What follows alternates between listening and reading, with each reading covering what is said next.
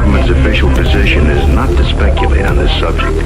We can choose to let our minds explore other possibilities, to use our imaginations. For if we consider that astroscientists agree on one point, that the possibility of life elsewhere is not only quite probable, some feel it is there without a doubt. Let us suppose then that these objects are real space vehicles, extraterrestrial in origin, and not an illusion of the mind.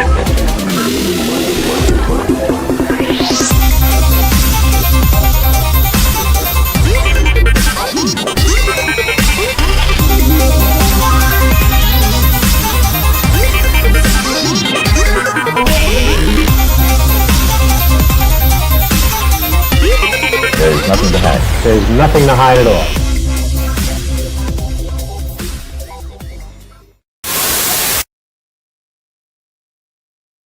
What's up? Hey, everybody. How's it going out there? Welcome to Somewhere in the Live Stream with your host, me, this guy right here. I have no name. You don't need to know it. But welcome to all of you. It's so good to see all the regulars here. I see a bunch of new people. Wow, this is pretty cool. Welcome to all our new viewers tonight. This is a live stream we try to do every Sunday here on the Ryan Sprague / somewhere. I just gave my name away. That lasted long. Ryan Sprague / somewhere in the skies YouTube channel, where we break down all the latest UFO news, space-related news, everything going on in the world of UAP and beyond. And I could tell in the chat, you guys are already getting heated about that UAP Disclosure Act petition. I see some are for it, some are against it. Hey, that's what it's all about, baby. Controversy, debate. If you are feel compelled or interested in learning more about the UAPDA petition, you can go to the link that our wonderful moderator Suzanne put up on the screen for you guys, or it is in the show notes below right now. You can go ahead and sign that, or don't. That is the beauty of free will right there. Welcome. We have so much to talk about. It's amazing what can happen in the span of a week, isn't it? I mean, we thought we didn't have anything to talk about last week, and it turned into a 2-hour-long show. Have a feeling we're going to be inching towards that 2-hour mark tonight because, yeah, a lot is going on. A lot is going on. And a lot of it centers around the latest revelations about the United States Air Force / Pentagon and their faking of UFO programs, videos, photographs even. This 2-part bombshell series that came out in the Wall Street Journal, now followed up with a reaction opinion piece over at the New York Times, which we're going to talk about tonight as well. It seems that one of the authors over at the New York Times doesn't necessarily agree with his mutual colleagues, competition over at the Wall Street Journal. So yeah, we'll talk about some of that later in the show. But we're going to start with some space news tonight for you guys. But before we do that, if you are watching this on Twitter, hello to all of our Twitter viewers. Come on over to YouTube and join us over on YouTube, where you can take part in our highly active live chat with all of our regulars and all of these new people as well. It's a lot of fun over on YouTube. Come on over. The water is warm and friendly. We would love to have you. And yeah, that's going to do it for that. We do have a super chat goal tonight. If you guys are interested in helping the show out, that's a very easy way to help the show out. One-time donation, and you'll be helping to fund our free virtual conference called Anomicon, which will be coming to you September 20th. And it's a free event right here on YouTube, guys, and on Twitch, where we have presenters in all facets of the quote-unquote anomalous, whether it's UFOs, the paranormal, supernatural, cryptozoological, what else? Tarot, you name it, we talk about it at Anomicon. And all of our speakers are really awesome this year. If you would like to learn more about our speakers, you can go to anomicon.com and learn more and we have the link right there for you as well. We got merch available. There's a link for you too if you guys want to support Anomicon in style and join us September 20th with your Anomicon merch. I know I'll have some as well. But yeah, super chat and super stickers will be open all night if you would like to help out the show. Ask us a question, and we'll get to your question first. You go right to the top with those super chats. So let's try to hit 5 tonight. If we surpass that, amazing. That would be so cool of you guys. We have PayPal, we have Buy Me a Coffee. We'll have QR codes up on the screen for those and links in the show notes as well. I will check those frequently too to thank you guys. But thank you. I already see we have a few here. Thank you so much to James Craig. Truly appreciate that, my man. And also to Lucy Kaplan. Looking forward to the show. Thanks, Lucy. We got a good one for you tonight. That's for sure. And James Craig, I missed your question. Does Suzanne have any news about Dave Grush and his lawsuit? You're in luck, buddy. Suzanne will be joining us in the second half of the show tonight to talk about a very exciting new endeavor that she is a part of that was just announced this past week. So she will help us break that down and a couple other of our stories in the latter half of the show. So again, thank you, James. Thank you to Lucy. Truly appreciate that, guys. Again, if you'd like to help us out, super chat, super stickers open all night. No more begging for money, I promise. We do that at the top of the show, and that is it. The only other thing I want to make a request of you guys is I came out with a brand new article this morning, and this covers the 2006 Chicago O'Hare Airport UFO incident. If you don't know about this case, you will after you read this article. It's one of the most like unsung UFO cases out there with audio data and a lot of testimony from airport crew members, staff members, everything in between. There is a link for you in the chat right now to go read my brand new article. It's blowing up over on Reddit. I posted it on a couple Reddit threads, and woo boy, thank you to all the Redditors over there for sharing it and getting some eyes on it and your awesome comments over there as well. Yeah, link is in the show notes too if you want to read that. But I cover the case in depth. I've covered it in the past on the podcast as well, but this is the most in depth I've gone on the case. And in the article, I also include some very rare audio tapes from the FAA that they released between the grounds crew and staff members at the airport while this thing was happening. The transmissions, radio transmissions to the towers and whatnot were recorded, and they were released through an FOIA request.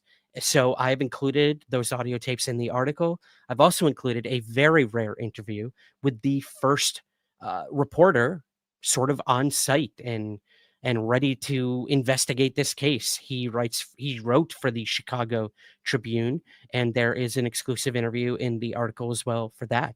So yeah, head on over to my Medium and you can go ahead and give it some claps, give it a share. I hope you enjoy that article as well. Love the show, love Anomicon. Thank you so much, Neil. I truly do appreciate that, my friend. Thank you so much for the super chat. Thank you, guys. But yeah, that's it for things that I'm requesting of you guys. Like, subscribe, do all that good stuff too. You know how that all goes. We need that help to get us up in the algorithms here because YouTube is not nice to UFO shows. We have been taken down more than once. This channel, many UFO channels have been taken down. You can't even put hashtag UFO in your YouTube videos anymore. They immediately just get rid of it. So yeah, anything you guys can do to help us stay afloat and grow here on the channel, I would truly appreciate that. And that's as simple as liking the video, leaving a comment below the video, sharing the video across your social media, use hashtag UFO Twitter, hashtag whatever, somewhere in the skies. I don't care. Just share the show, please. Thank you. Okay. So we're going to start tonight, not with a news story per se, but a really, really cool photo that an astronaut posted on her social media this past week. Let me go full screen if I can for you guys here. Can you still hear me when this is full screen? Pretty sure you can. Yeah, okay, I got the thumbs up. Um, this photo is of what is known as a sprite, and they are some of the most gorgeous, cosmically beautiful photos out there. And a lot of the times, astronauts can see these from space. So, this astronaut who currently works on the ISS, the International Space Station, her name is Nicole, quote, Vapor Ayers. I love that. She's got like a call sign. I believe she's former US Air Force or maybe even current US Air Force. But she's in space right now. And she took this photo from the International Space Station. And here's her tweet. Just wow. As we went over Mexico and the US this morning, I caught this sprite. Sprites are TLEs or transient luminous events that happen above the clouds and are triggered by intense electrical activity in the thunderstorms below. We have a great view above the clouds, so scientists can use these types of pictures to better understand the formation, characteristics, and relationship of TLEs to thunderstorms. Man, it looks like something out of, like, a comic book movie or something, just gorgeous. I love how you can kinda see the horizon there, and this thing, it's just so beautiful. I wish I could zoom in on it for you guys, but you might be able to do that on your screen. I can't do it on the share screen here, unfortunately, but I thought it'd be a fun, cool way to start the show with this beautiful image taken by Nicole Ayers from the International Space Station. But let's stick with space for a moment because I do have a very exciting story about that to share with you guys as well. Remember a few years ago when Oumuamua was all anyone could ever talk about? We had Avi Loeb on the show. I think we were actually literally one of the first people to interview Avi Loeb after the Oumuamua story broke and his new book was coming out on Oumuamua. I was very surprised that he agreed for Somewhere in the Skies to be like one of the first shows he went on. And it was just an incredible conversation. You can listen to it back in the archives as well. Don't be talking about my Muamua. JL. I'm sorry, buddy. No, your Oumuamua is so. No, I'm just kidding. I'm just kidding. But guess what? We have a third interstellar object that has made its way into our solar system. Yes, third. I was not aware of the second, but we will learn about that in just a few seconds here. But an interstellar object is hurtling through our solar system. I'm going to read a little bit here for you guys. An interstellar object has been spotted zipping through our solar system, and amateur and professional astronomers around the world are now racing to train their telescopes in its direction, allowing them to refine models of its trajectory and officially confirm that it is a visitor from interstellar space. The object, originally called A11PL3Z, is only the third interstellar object we have ever seen. The asteroid Oumuamua was spotted in October 2017, 3 days after it made its closest approach to Earth. And it was controversial because its unusual acceleration led to suggestions from some quarters that it could be an alien spaceship and artificially made. A second object, it was a comet called Borisov, was seen in 2019. And because it was spotted earlier in its journey through the solar system, we were able to observe it in more detail.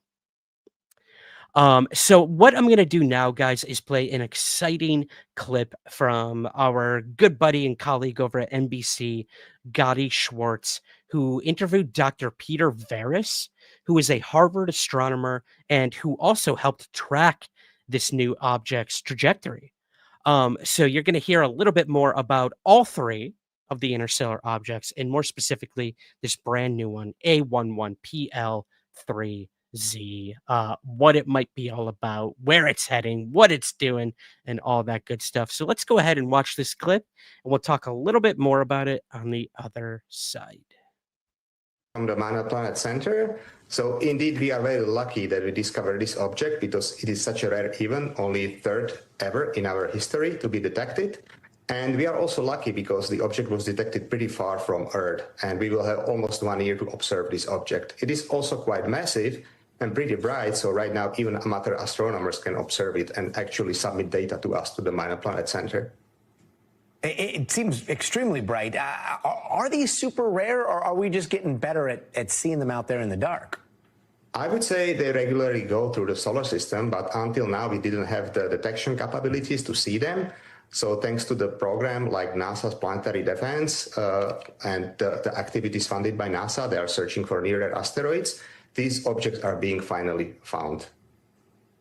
And when it comes to planetary defense, when it comes to just calculating the trajectories here, like I have science fiction in my head, so I just think of a big like control room, and it's like, oh look, sir, we have something inbound. But I understand that a lot of this is, you know, a collaboration between NASA, amateur astronomers, what you guys do at Harvard. How does it actually work? How are the trajectories calculated, and what makes us so sure it's interstellar?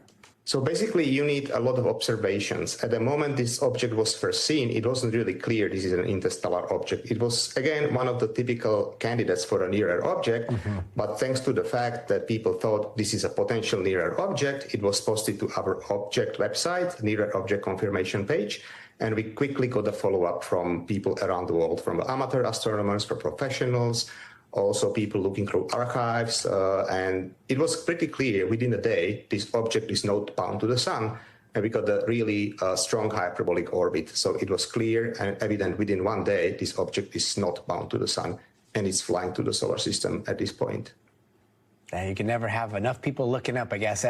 Any idea on where it's coming from, and how does it compare in size and speed to Oumuamua or Borisov?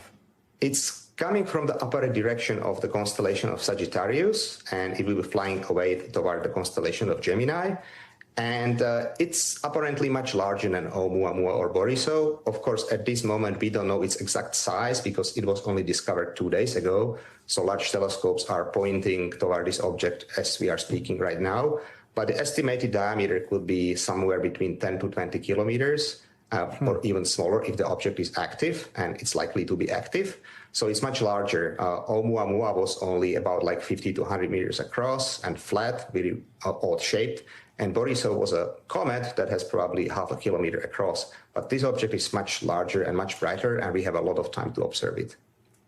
And I got to ask this, but as one of the first humans to start running the numbers on this thing, do you get nervous when you're calculating the trajectory and how close it could pass to Earth? Of course, certainly. Even in this case, it was very surprising to see such an orbit that we had in our computers. So at the beginning, I couldn't believe this is interstellar. So I was even thinking maybe some observations are wrong. I was even contacting observers. Can you please confirm your observations are correct? And they responded, yes, they are. So even for us, it was really an exciting discovery. I bet it was. I bet it was. That is so cool. So our third one, guys. Someone said in the chat that's flying freaking close to Mars. Yeah, it's gonna get pretty damn close, you know, astronomically at least. So that's interesting. Will it hit Mars? Will it destroy our poor Perseverance? I hope not. I hope not. We'll have a line of sight to it if it's that close to Mars, Gareth says. Yeah. Here's the thing. Like a lot of people are like, well, why can't we send something out to try to like hitch a ride on this, learn more about it, what the object is. And the problem with that, and you know, excuse me, what was his name? Dr. Peter Veris even says like they discovered it 2 days ago. Like that's too late to do true scientific work and analyzation on something like this. Now it's kind of just playing catch up with the interstellar object. You know, it's moving so fast and it'll be in and out of here before we know it.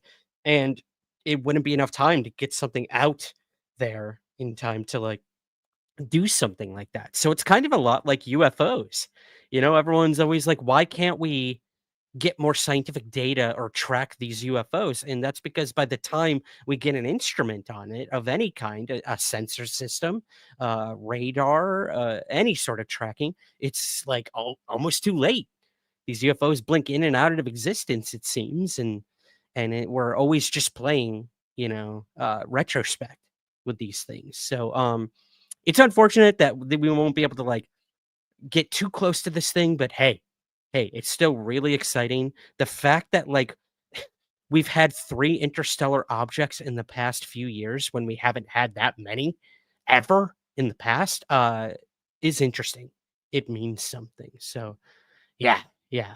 It's fascinating nonetheless. Michael Huntington said, timing for efficiency and gravitational slinging is required. Yeah. Yeah. But exciting nonetheless. Last paragraph here for you guys on this.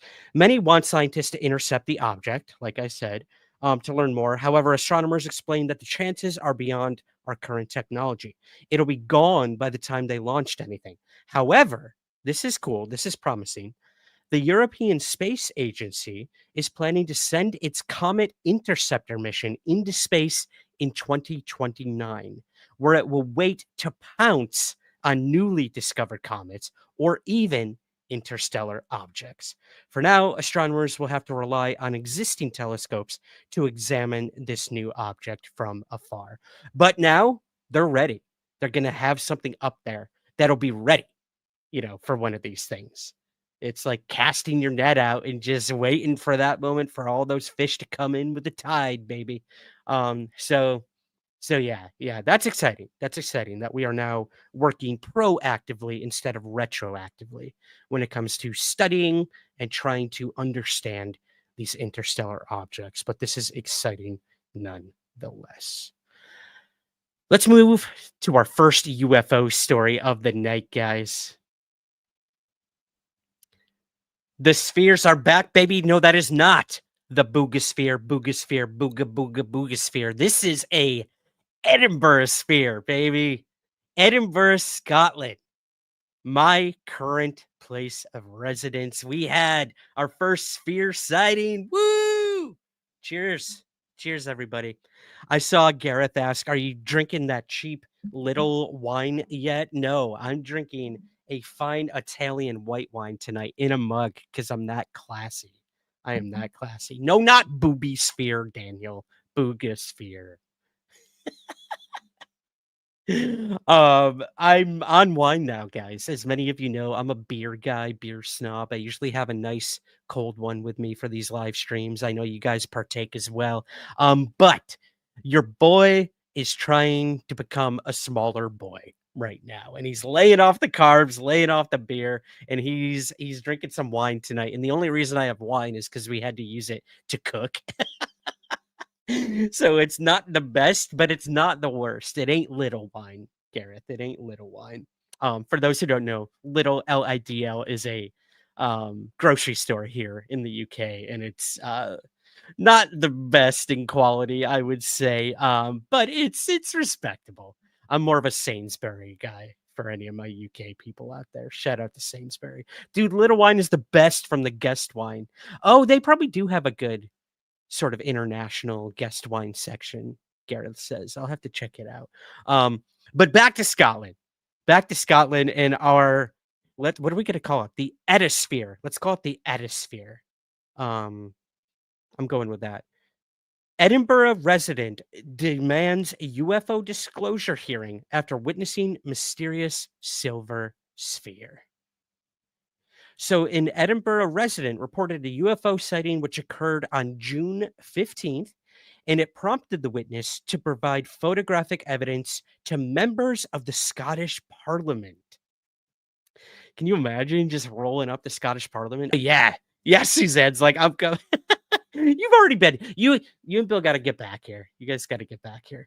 But yes, this dude rolled up to Scottish Parliament with his photo of a UFO and was like, yo, we need you guys to look into this stuff, which I love. I love the gall, the tenacity to do something like that.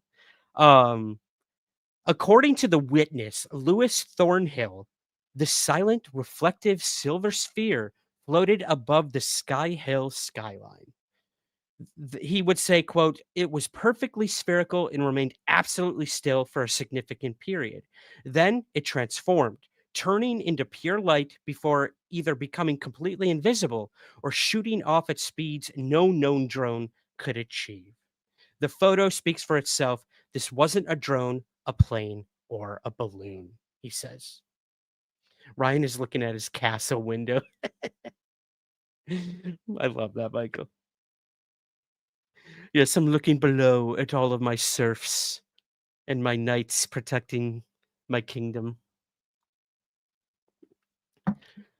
I see a few people in the chat saying it's a balloon. I can believe that, even though the witness doesn't believe it. But judging by the way he described it, like, eh, I don't know. It could be a balloon. Could.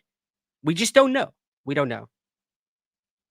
Um, Lewis, the witness, he said the implications of unidentified flying objects in our airspace is profound. It raises serious questions about national security, air traffic safety, and what exactly is operating in our skies.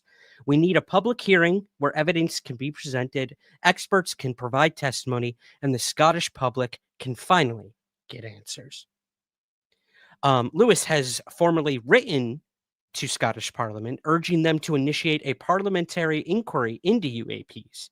He hopes that sharing this evidence publicly will encourage other witnesses to come forward and put pressure on elected officials to act. He would end by saying, "As the world demands answers, it's time for Scotland's voice to be heard at the global table in the greatest disclosure of our time." I need to get that man some face paint, and we need to reenact Braveheart because I am with him. I am on the front lines. I will be a parliamentary every day with him, demanding that hearing he wants here. Hey, we're getting a hearing apparently in Britain. That's the word on the street. That their first meeting with some House of Lords is happening right now as we speak. So who knows? Maybe Scotland can get in on that little thing there. It'll be interesting. But cool photo. Metal spheres seem to be all the talk lately, whether it's the Boogosphere, the Edisphere now, or another sphere that we're going to be talking about in just a moment. You guys ready? Are you ready to revisit the Mosul Orb? Because we have some new updates on that. Not only updates, a video of the Mosul Orb. We once had a photo. We now have a moving image. The moving pictures, baby. It's happening. Ryan will have to wear a wig, a barrister wig or something, Michael. Could you imagine me in one of those? Oh, man. Maybe I'll buy one and wear it one day. Surprise you guys. This wine is not that bad for a cooking wine. I'm not going to lie. Okay. So, to our witness in Scotland, I am with you, my friend. I have tried to reach out to the witness and meet up with him and talk more about the sighting. Apparently, he has video as well, which would be super helpful to see that. It could either debunk it or it could give us some more detail about what we're dealing with. But for now, we have this pretty clear photo. I'm not going to lie. Compared to most UFO photos, it's pretty clear. It's pretty clear. But let's move to the Mosul Orb because, like I said, we have an update on that. Video of the Mosul Orb has been released via a lawsuit. I saw Suzanne's ears perk. Whenever she hears lawsuit, she's like, "I'm on it. I'm on it." So Dustin Slaughter, awesome name. I heard our buddy Andrew McGrillen over at That UFO Podcast talking about Dustin's name. It is totally a wrestling name. Like, they need to trademark that in the WWE yesterday. Dustin Slaughter's coming to the ring, number 30 in the Royal Rumble. Dustin Slaughter, owner of the UAP Register news site, has obtained new video from the U.S. Air Force of the Mosul Orb. The video was released as part of a lawsuit filed by the publication against the United States Air Force in March of 2024. Sorry, guys. The litigation remains ongoing, and the UAP Register continues to push for additional video releases. The lawsuit follows a Freedom of Information Act request filed in 2023 for records on the unidentified object that was reported to the USAF's National Air and Space Intelligence Center, NASIC. NASIC, coincidentally, is located at Wright-Patterson Air Force Base in Ohio. Ding, ding. You guys know Wright-Patterson, our good secretive friend of Roswell. A still image of the Mosul Orb, dubbed the Mosul Orb, was derived from the video and was first published by investigative reporter George Knapp and documentary filmmaker Jeremy Four Names Corbell in 2023 on their Weaponized podcast. The unidentified object was recorded over Mosul, Iraq, in April 2016 by an MC-12 twin-engine reconnaissance aircraft, according to Knapp and Four Names Corbell. Let's go ahead and watch the video. We do have the video. It's pretty long, so bear with us, guys. You might want to grab a drink and get ready because, yeah, this is going to be a lengthy one. You ready? Let's watch the video.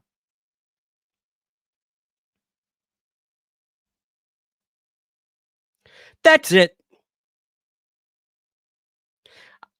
I had to. I'm sorry. That's it, guys. That's the video. It is 4 seconds long. It's 4 seconds long. Let's watch it again. I think we have time, right? There is no audio to it. But here we go. One more time. Third time's a charm, right?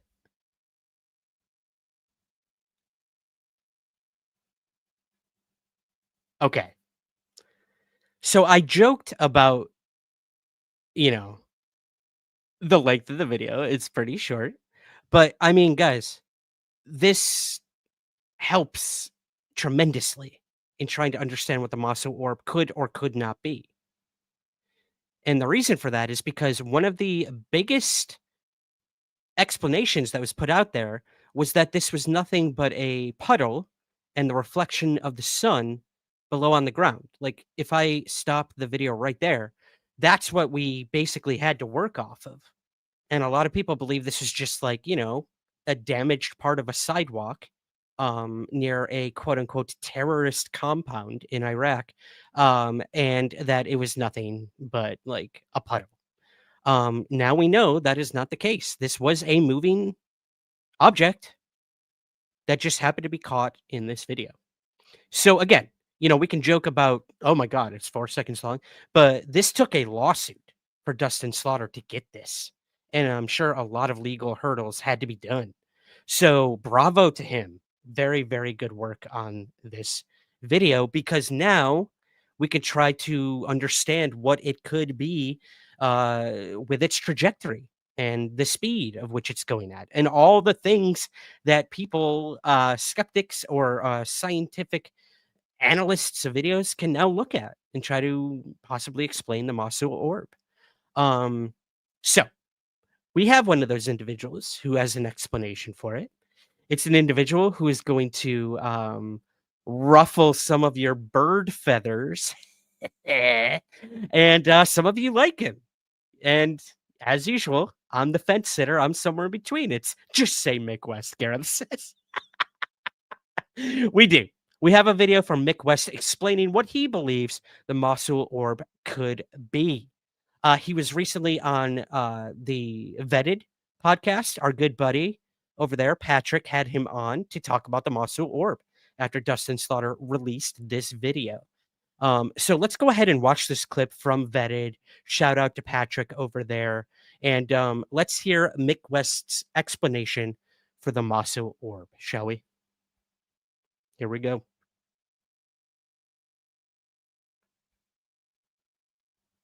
Not gonna work. It's not. I'm gonna have to upload it. Give me just a sec here, guys. When I wait too long, our videos often will not play, but I have them right in the deck here. So here we go. What are your thoughts on this? I don't even know how to pronounce it. Mosul Orb. There's a Mosul. I'm not sure how to pronounce Mosul. that. Mosul. Okay. Yeah, it's a town in Iraq near Baghdad, Yeah. just north of Baghdad. It looks like a balloon to me. Like it's moving like a balloon. Like what I was able to do, like we had the photo that came out earlier, and now we just got the video. The video has the on-screen data redacted, Yeah. and the photo actually has the information on it. So it actually has the location on the photo in the bottom right corner. It's in military format, but you can convert it. You can actually just type that into Google Earth and it will take you to the location. And we wow. have other things in there, like we have the distance to the target, which I think is about 26,000 feet or something like that. And we have the altitude of the plane itself.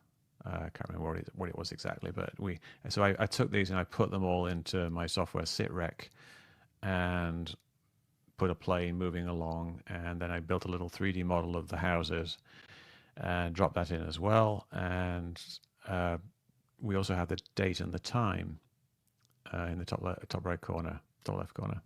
Put that in as well, so we know exactly when it was, we know where it was, we know roughly where the plane taking it was because we know the distance and the heading. We know kind of roughly how fast it's moving because we have the rotation, the buildings rotate very slightly. And I dropped all that in. First thing you notice is if you drop a sphere in that location, the highlight on the sphere is exactly the same as the highlight on the sphere in the video, which means a couple of things. It means that it is actually a sphere, and it is actually that time of day. The time of day is correct, and it means that I had the plane in the right location. And then we see that the lines of sight, it's a very, very narrow field of view. It's like half a degree or something like that. So they're actually like 5 miles away from this house that they're videoing. And the lines of sight kind of cross over. So there's actually a point in the middle of the lines of sight which isn't moving. So you could actually stick a balloon there and say, if a balloon was just like, standing here in space, the parallax motion of the craft would make it look like it whizzed through the frame. That's interesting. So the balloon or the object could be just standing still. Yeah, essentially, like it wouldn't. If it's at that exact point, it would actually stay in the same position. But actually, no, it wouldn't.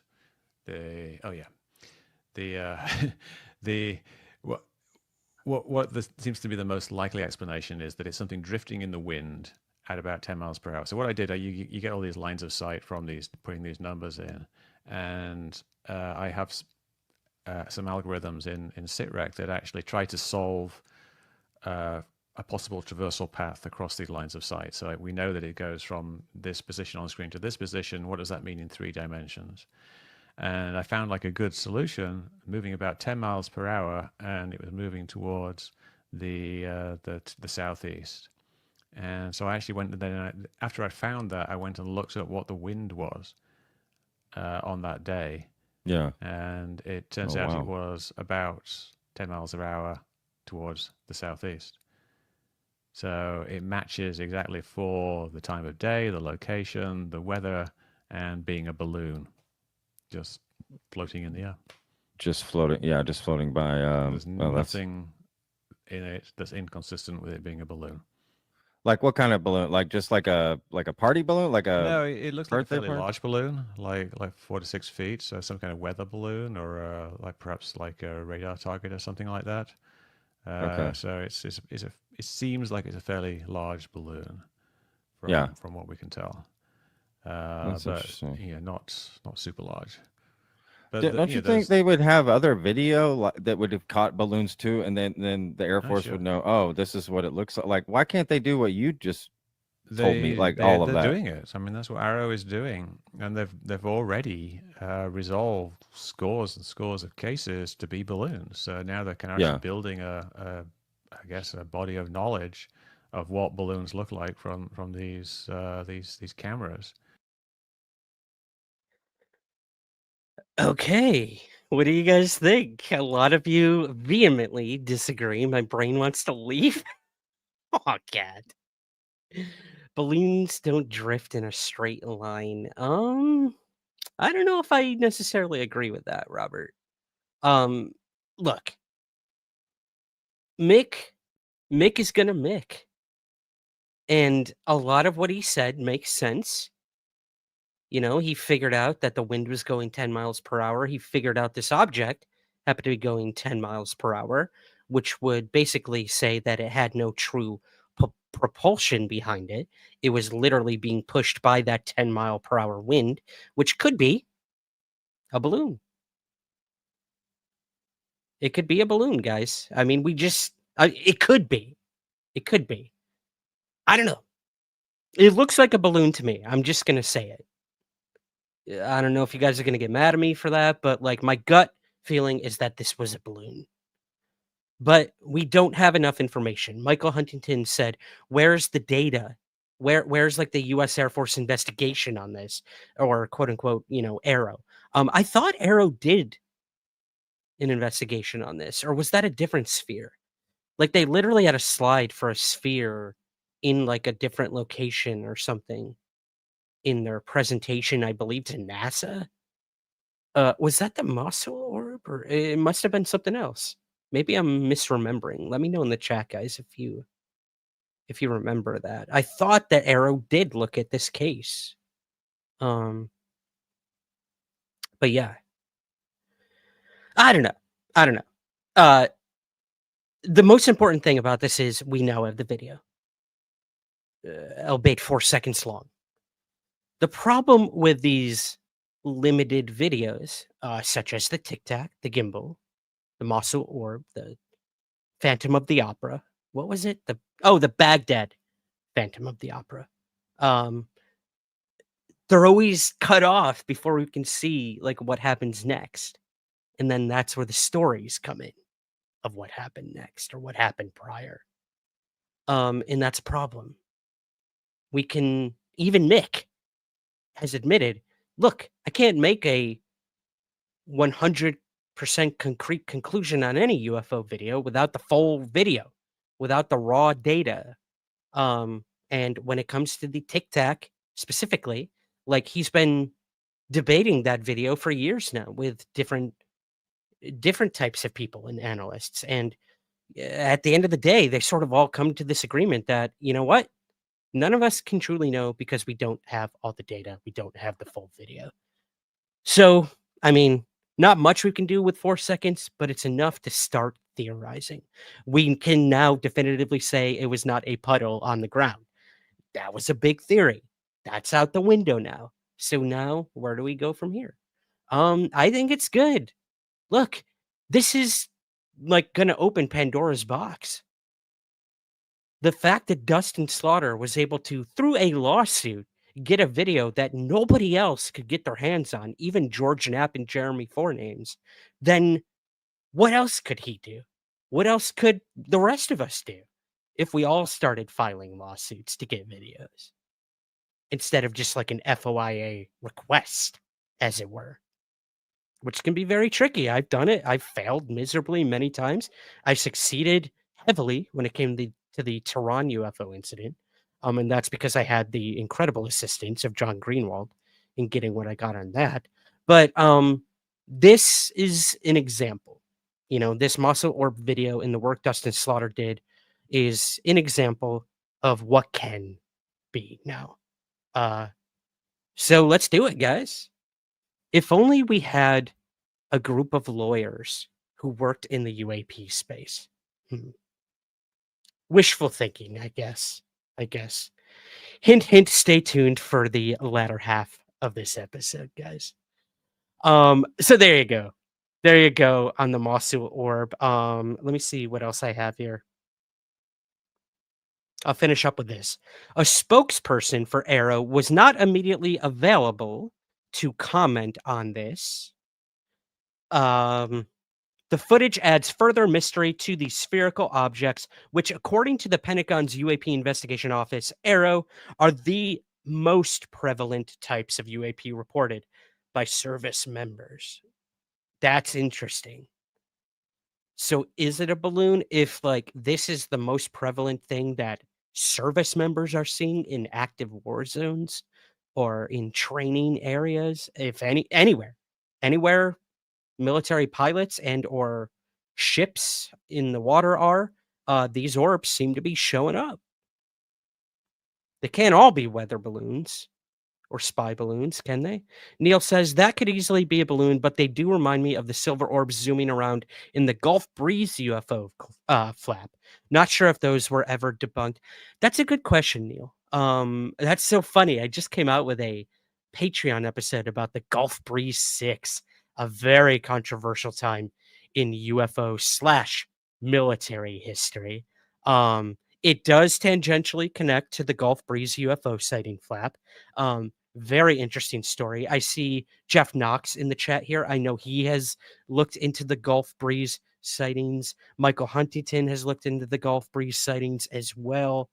So thanks for being here, guys. Truly appreciate it. Check out Jeff Knox's work and Michael Huntington's work, guys. They do endless, tireless research in the UFO field. And I often go to a lot of what they do for inspiration for what I do here at Somewhere in the Skies. So yeah, be sure to check them out. But yeah, I don't know. I don't know about the Gulf Breeze sightings. I know a lot of them have been debunked. I know a model was found in the home of what was his name? The main witness there of the Gulf Breeze sightings. The name is escaping me. You guys will let me know in the chat in just a minute. But yeah, they found like a model in his home, which is funny. That's the same thing that happened with Ed Walters. Thank you, Jeff. Appreciate that, my man. If the story of Ed Walters is crazy. If Our Strange Skies is still available on podcast outlets, guys, by Rob Christofferson. He did a whole series on Ed Walters and the Gulf Breeze sightings, and the story of Ed Walters himself is insane. It is batshit crazy. And to make it even crazier, go to our Patreon right now and listen to my latest bonus episode, the Gulf Breeze 6. It just gets weirder and weirder. Thank you, Suzanne. Link is in the chat and in the show notes. Show notes. There were hundreds of Gulf Breeze encounter claims besides Walters. It was a flap. There you go. So yeah, it hasn't all been debunked. It has not all been debunked. Trudy, how is Rob K? I haven't gotten word. I know he's been watching a lot of my Instagrams, so he's around. If he happens to be watching this, Rob, we're sending you all our best, buddy. Hope to get him back on the show somewhat soon as well. Always a wealth of information. Sorry, guys. Had to get a sip of my Pinot Grigio. Okay. That's enough of the Mosul Orb. I don't think I have anything else here. Oh, yes, I do. The UAP Register, which is where Dustin Slaughter releases all of his information, guys. So be sure to check that out as well. UAPregister.com, I believe. I did not get a link for that. I apologize. The UAP Register also has a pending FOIA lawsuit against the National Oceanic and Atmospheric Administration. He is going after NOAA. Boom. He's got the ball rolling, guys. Like he mentioned, he's still in the lawsuit with the Mosul Orb. Maybe it's for more footage. I don't know. But he's going after NOAA. Wow. Crazy, crazy stuff. Cool. Cool. Let's see here. I think, what do I got? Okay, a couple more stories before we're going to take a quick break here, guys, and come back with the latter half of the episode. Let's move to a interesting story about Enigma Labs and AARO.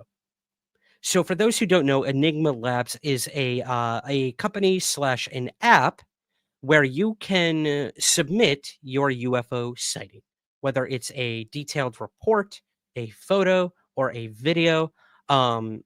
you could submit it to the app, and using machine learning / AI, it will put it into various categories, databases, and either try to come up with like a explanation for what you may have seen, or it just adds into their data sets, and they can then I don't know what they do with it, and that's the problem.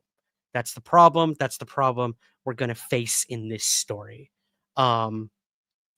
To be fully transparent, I had early communication with Enigma Labs when they first were around. I was living in New York City, where they are based out of, their headquarters, and I was supposed to have a meeting with Enigma Labs, whether it was to work with them or to, I don't know, promote them. This was very early on, and it sounded really cool, really exciting, and I was happy to like help. I thought it was a really cool idea, but that did not work out. The meeting fell through, and I never followed up on it, and neither did they. That's just the way it goes. Like, no hard feelings or anything. That's just how it went down. However, a colleague of mine, Alejandro Rojas, did go on to work for Enigma Labs. And there were other people who I know who went on to work for Enigma Labs as well. But I haven't really ever talked to them about what they do there, because it's just never come up. I haven't inquired, they haven't offered information, and that's kind of where we left it. I don't talk to Alejandro that often. I did talk to him, and I got a quote for you guys about this story from Alejandro. But yeah. So the big problem here is that a lot of people believed that Enigma Labs was sharing their information with the government, more specifically the Department of Defense and AARO. And a lot of people took issue with that because a lot of people do not agree with how AARO is handling UAP investigation. And that's fair. That's completely fair. And they also didn't know where their data was going. When you input your data into this app, that means they now have access to it and have full copyright of it, basically. And yeah, it's just it's weird. It's weird. And the fact that they're kind of nobody really knows much about them makes it even more enigmatic. So a lot of these rumors and theories started going around that they were working with the government and they were kind of a front to get all this UAP data or to sell data even. So I don't know. I don't know. I have no like inside knowledge of any of that, but this story came out by John Greenwald over at the Black Vault, who recently got some FOIA requests back. And this is what John over at the Black Vault had to say in a recent article. FOIA response reveals contact between AARO and Enigma Labs. So I'm going to read right from the article here for you guys. In a new batch of documents obtained by the Black Vault, the Department of Defense has released direct communications between the Pentagon's All-Domain Anomaly Resolution Office and Enigma Labs, a private company working in the UAP research space.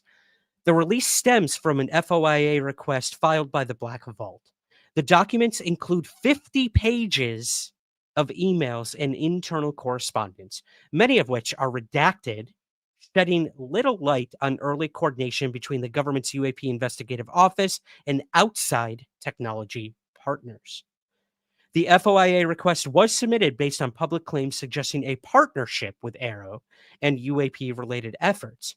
To narrow the scope, Black Vault referenced such public claims, including those stating that Enigma Labs was collaborating with AARO to support data collection and analytics.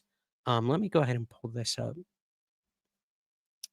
This is just an example, guys, of one of the emails. You'll see the two things I circled here. The email was to Sean Kirkpatrick, and the topic was Enigma discussion.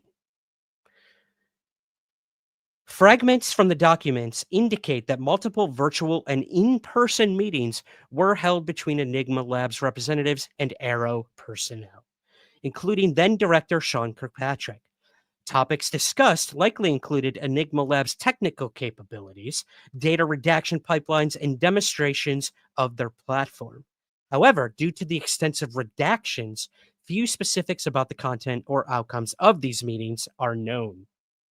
In another message, Kirkpatrick, from Kirkpatrick, a reference is made to public-private partnerships and collaborative strategies to tackle the UAP issue, in which members of the Hill were apparently very receptive to the idea.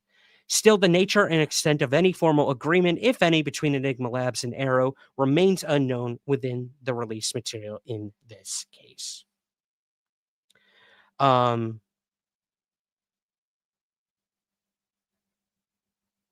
just skipping ahead here a little bit, guys, because I have like the full article, and I'd rather you go read the article over at the Black Vault. But let me read this. Enigma Labs has been at the center of both interest and criticism within the UAP community. While the company parent presents itself as a scientific and technologically driven organization seeking to bring rigor to UAP reporting and analysis, others have questioned its transparency and affiliations. Some critics argue that partnerships with the government entities raise concerns about data control and narrative shaping. So, like I had mentioned, I did reach out to Alejandro Rojas about this story, and he gave me the following quote that I want to read to you guys about this story. He said, Enigma Labs has already shared info about being in contact with AARO and NASA to offer their services. As of right now, Enigma Labs has not been hired by any governmental agency. Enigma has addressed questions about this association many times. They have also posted info in their FAQ. So I went to the FAQ because I thought it was important that we read what they said here. Are you government affiliated? Enigma says it is a startup and private independent company. We are not part of any country's government or military. We do not operate on behalf of anyone. Our team is made up of private citizens who previously worked at technology companies and startups. We speak with anyone who is aligned with us in genuinely and proactively trying to solve the UAP mystery. Funding. 100% of funding is from venture capital investors. We have not signed any government agreements or received government funding to date. We regularly explore science grants as well as SIBIR opportunities, small business innovation research, where it could align with our goals. And then lastly here, collaboration. We are committed to collaboration, which we believe is essential to solving the UAP challenge, documenting what's anomalous in the skies at all times across the whole globe is a mammoth task for anyone, let alone a small startup. We believe all sectors, including scientists, military, government, NGOs, and private enterprise need to work together and bring their resources and data in to the table to solve the mystery. So yeah, I mean, that's pretty clear. They're basically saying they do not work for any government agency. They were not hired, but they were open to providing their services to such things as AARO. So there you go, guys. I mean, Alejandro would go on to say this isn't really a story. Like nothing in the story is nothing they've never said before. But yeah, we now know that Enigma has been in communication with AARO, Sean Kirkpatrick specifically. So take that whichever way you will. If you believe that Sean Kirkpatrick had good intentions in collaborating with Enigma, fine. If you don't, fine. Sean Kirkpatrick is gone. Enigma says that they have not made any formal collaborations with AARO. So yeah, I don't know. Is this a story? Is this a non-story? Did we just waste 10 minutes talking about it? What do you guys think? I don't know. But you know, we have people in the chat saying they're not transparent. Enigma, that is. Yeah, yeah, I don't know. I mean, every now and again they share some of their sightings and stuff, but like, where's their conclusions? Where's this, like, you know, where can we learn about the sightings that we submit to Enigma instead of just collecting them and compiling them? What is that machine learning doing? What conclusions has it come to? Um, is that something that the people submitting their sightings here will be privy to? I don't know. I will be honest, I haven't looked into it. I have never submitted a UFO sighting to Enigma. Maybe I should and find out for myself. But yeah, that's it. That's it for that one, guys. Let's move on to another story about AARO. This one is interesting. The headline here is, did AARO find a manual on alien contact and UAP retrievals? What is going on here? That is crazy talk. Let's talk about this on the other side. I'm going to take a quick commercial break, guys, and then we will come back with this story. And then after the story, we will be bringing in our wonderful moderator, Suzanne, to talk a little bit more about some of our latter half stories. But I'm going to take a break right here because I think that's a good cliffhanger. Did AARO find a manual on alien contact and UAP retrievals? Stick around. We will be right back with more somewhere in the live stream. Hey guys, Ryan Sprague here, and I want to tell you all about an exciting event that I'm going to be speaking at in Hexham, England on August 9th. It's called Cosmic Frequencies. Cosmic Frequencies is going to be an unforgettable evening of mind-expanding science, live cosmic funk music, and of course, UFOs. The event is bringing together leading voices from the frontiers of space exploration, UFO research, and science communication. Curated by the SKX Funkanauts Band in collaboration with Kielder Observatory, this immersive event features powerful live music interwoven with talks from astrophysicist and SETI researcher Dr. Beatrice Villarreal, representative of the Kielder Observatory, Dan Pye, Emmy-nominated filmmaker and former executive producer for the BBC, Steve Crabtree, and yours truly, talking all about the human side of UFO experiences, with stunning celestial visuals and a special panel discussion and Q&A. This evening celebrates the intersection of art, science, and curiosity, and a journey through space, sound, and the unknown. There will also be a special VIP meet and greet after the talks. Cosmic Frequencies is being held at the Forum Cinema in Hexham, England. Join us on August 9th.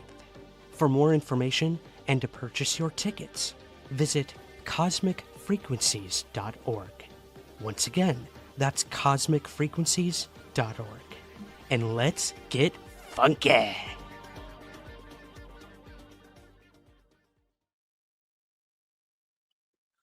That is such a corny commercial, but you guys know me. You know me.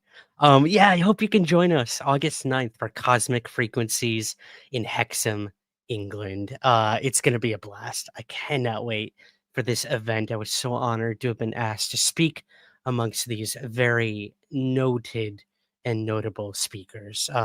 You can learn more at cosmicfrequencies.org. Wow, excuse me. I'm getting a little funky myself with the wine. Speaking of which, I want to show you guys something funky before we get back to our story. My wonderful friends from my haunted television show got me this in Nova Scotia. It's a UFO with abducting a lobster. I just had to show. I was going to show this at the beginning and I completely forgot. But how adorable is this? It's so cool. I got to put it in my window. But yeah, if you guys don't know, Nova Scotia is very well known for their lobster, it being a coastal place in the Maritimes. So I thought this was so cool that they found this and thought of me. So thank you, Amy. Thank you, Kim. Thank you, Chelsea, for my wonderful, wonderful gift. I get to show it to all of my UFO peeps here. So yeah, that was pretty cool. But okay, let's get to this crazy story. And that is once again AARO possibly finding a manual on extraterrestrial contact. This came in the form of Deputy Director Tim Phillips. Now, he has been making the interview rounds recently. He's been all over the news. He was one of the people who were interviewed for the Wall Street Journal articles about these fake UFO programs, fake photos, disinformation campaign, hazing in the Air Force, all that stuff. But and this was an investigation AARO did. This other investigation had to do with this manual that former Deputy Director of AARO, Tim Phillips, says that they found during their investigation. And he was recently interviewed on the Event Horizon YouTube channel, and he talked about this. So I'm going to go ahead and play this clip for you guys from that interview with the Event Horizon YouTube channel, and then we'll learn a little bit more about what this manual could have been on the other side. So let me go ahead and find this clip for you. Okay, here it is. Give this a watch. Did find a operations plan for contact with alien beings.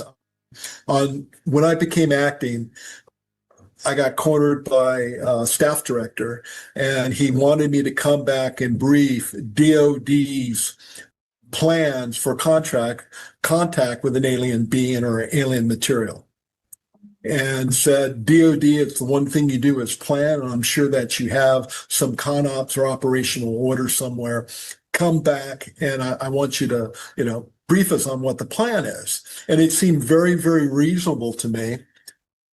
As you know, I didn't come from the UAP world, so I came back to the staff and informed them of the request, and they started looking with the cooperation of the joint staff, trying to say, what do we have in a way of a contingency plan or an operation order on how to deal with that first contact with alien material or an alien being?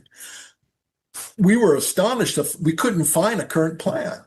Now, we did find a very, very well-written, period correct, as far as the style, the font, the paper, a plan going back to the 1940s that was designed for the Department of Defense to respond to a UFO incident. However, when we worked with the archivist, we were trying to determine, was this a real plan? And we never could find proof it was. It was a bound book with a tan cover. It was classified. It was controlled. In the security controls that were on the book, disclosure, who had access, they were all period correct. Those were the procedures used in place in the mid and late 40s. Wow. Okay. So a lot to break down there. Special shout out to John Michael Goldier's Event Horizon YouTube channel for letting us play this clip from that interview.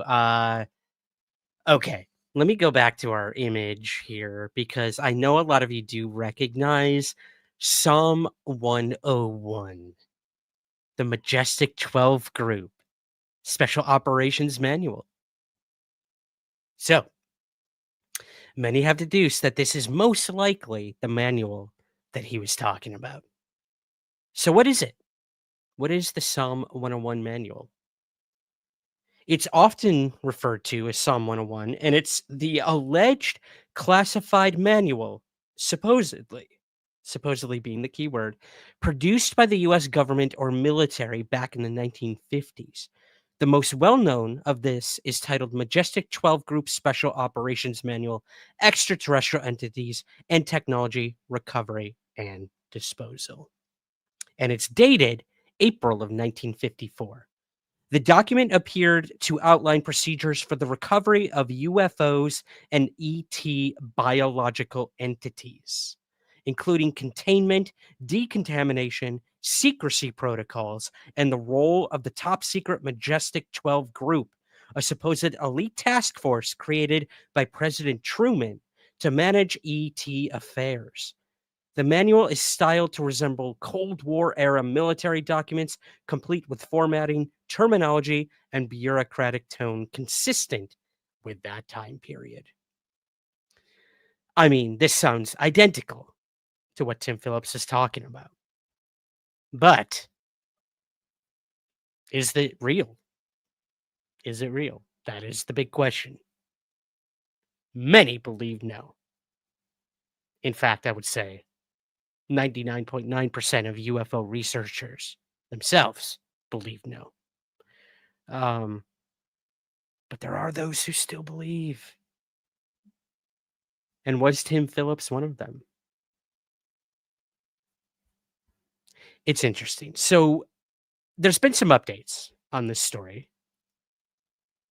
And that came in the form of some tweets put out by D. Dean Johnson over on Twitter. So you guys should definitely follow D. Dean Johnson over there. He does some great work.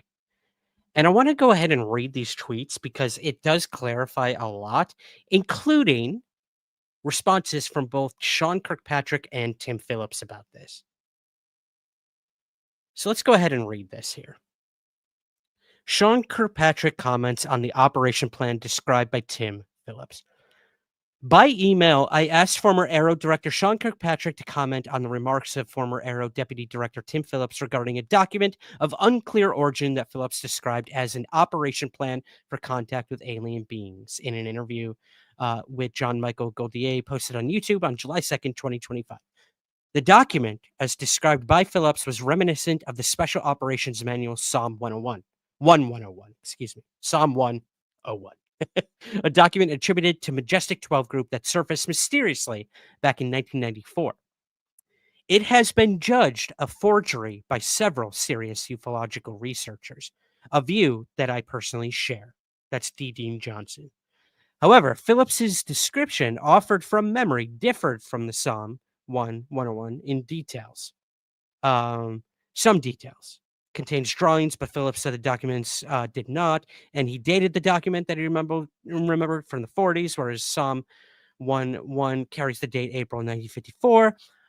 Phillips would tell Goldier, when we worked with the archivist, we were trying to determine, was this a real plan, and we could never find proof. I don't recall the name of the document. And then this is what Sean Kirkpatrick had to say to D. Dean Johnson. He said, I am fairly confident that he is recalling the MJ-12 document and confusing it with something else. That was all we found by the time I retired in December 2023. It was a bound form, handheld, like other military plans of the time. If there was anything new, then yes, it would be released just like all the new documents we posted on NARA's website. So then D. Dean Johnson asks, at the time you examined the matter, what was your own assessment regarding the most likely origin of this bound volume and the motives or purpose of its creators? I'm not asking for an official AARO conclusion regarding the origins of the document, although I would hope that it would be addressed in the next historical report, if not sooner. Kirkpatrick responded, my assessment was that the book I examined, was the same as what had been released on the internet and debunked some years prior. It was clear to me that the way it was written, its author was someone familiar with the style of military planning documents. The binding was not relevant, as lots of people bind things to make them look nice or more authentic, and it's easy or cheap to do, more so in the past than now. Since it was already out in the world, and at the time I did not deem it new, I saw no reason to include it in the Volume 1 historical report. As I said, if there was another newer version or knockoff discovered, I would expect them to release it in Volume 2 of the AARO historical report. Okay, so it is quite clear that this is most likely the thing that Tim Phillips was talking about. There is wiggle room, for doubt, but it does sound pretty much like that's what it was. Tim Phillips would then respond to D. Dean Johnson's reporting on this and also Sean Kirkpatrick's comments, and he would actually say, quote, I completely agree with Sean's comments on all of this. My focus as deputy was managing the office and supporting our staff, not investigating cases. So there you go. I don't know what else to say other than Tim Phillips has been saying a lot lately. He has been saying a lot on a lot of different shows, and I don't know if the people formerly with AARO that worked with him or currently with AARO, if they're like, bro, what are you doing? Like, stop doing. You're just causing us more headaches. Now we got to talk to this D. Dean Johnson guy on Twitter. Like, what are you doing to us here, man? Cut us some slack. Stop talking about alien contact manuals, please, please. But I don't know. I don't know. It's interesting. I don't know where I stand on the Majestic 12 story in general. I find some of it compelling. But as for these documents, it has been pretty much been proven that they were forged. I think even the FBI did an official investigation and marked them, quote, bogus. They literally wrote that on the front cover. If I'm wrong on that, I might be mistaking it for something else. Please correct me. But yeah, it's interesting. The fact that like the former deputy director of AARO is out there talking about this stuff is just like, I don't know. It's crazy times at Richmond High. Jeff Knox. My issue with Phillips is how imprecise he is with his language and talking about these cases. One example is this very Event Horizon interview. He gets the details in Big Sur wrong. Yeah, like he even stressed he was like the manager of the office. He wasn't the one out investigating. It makes me think that his position was by no means, low rung or anything, but he was not the one going out and like looking at this stuff with a fine-tooth comb. He was keeping the office going. I don't know what that means. Was he refilling the staplers, taking out the trash, or was he managing the case files? I don't know. I simply don't know. And that's no offense to him whatsoever. I haven't looked that much into what his work was at AARO, if he's even spoken about what his specific work was there. But it's clear by this that he made some mistakes in what he said in this interview, and Sean came along to slap him on the wrist and put it all right. Or put it all wrong. I don't know. But interesting story nonetheless. But that's going to do it for that story, guys. Let's move to the New York Times and their response to the Wall Street Journal articles. I'm going to read from the article a little bit here. And after I do that, I will bring in Suzanne because I really want to hear her thoughts. We have not discussed the New York Times article, her and I, yet privately. So we're going to do it publicly with you guys. I want to get her thoughts and your guys' thoughts on the New York Times response to the Wall Street Journal. It was interesting, to say the least.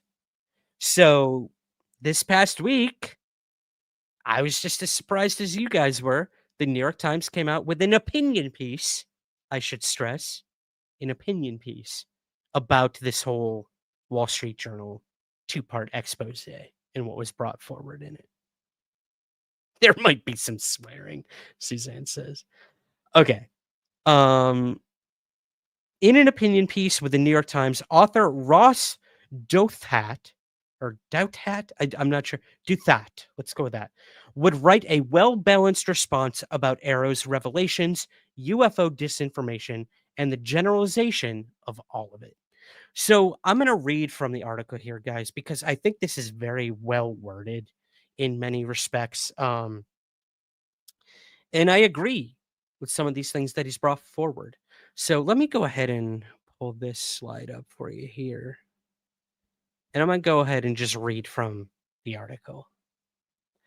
The Wall Street Journal reporters suggested that UFO belief could have been seeded in multiple different ways over many decades, creating not just a small group of obsessives circulating the same wild theories, but also a broader culture in which both deception and misapprehension are at work, the former feeding the latter and the latter encouraging the former, such that parts of the national security state are conditioned to use aliens as cover for their secret operations, and other parts are conditioned to assume that there must be something real there. Some of this are the quotes I have up here on the screen for you guys. This portrait of deep state deception and delusion hardly resolves the UFO question. It doesn't explain the weird aerial encounters that help touch off the current age of interest, encounters which are, as far as I can tell from public and private information, still taken quite seriously as an unresolved problem by defense and intelligence officials. Nor does it tell us how to understand the phenomenon of personal paranormal encounters. Amen. Such a well-worded paragraph.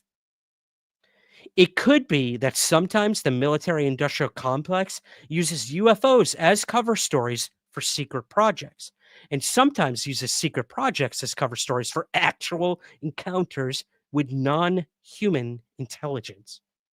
It could be that the Wall Street Journal's military sources intend to pile disinformation atop disinformation. But when you combine the evidence that UFO stories frequently have been used as disinformation with the failure of would-be whistleblowers to make good on their promises of proof, it's understandable if you assume that any given insider story of secret UFO knowledge probably originates in cover-ups and psyops, as opposed to the X-Files possibility that all the elements of the UFO question are intimately connected, that some group in the government knows what the strange aerial encounters represent and how they fit together with abduction narratives, and, by the way, also has an alien spacecraft in a hidden hangar somewhere. His last paragraph here that I want to read for you guys.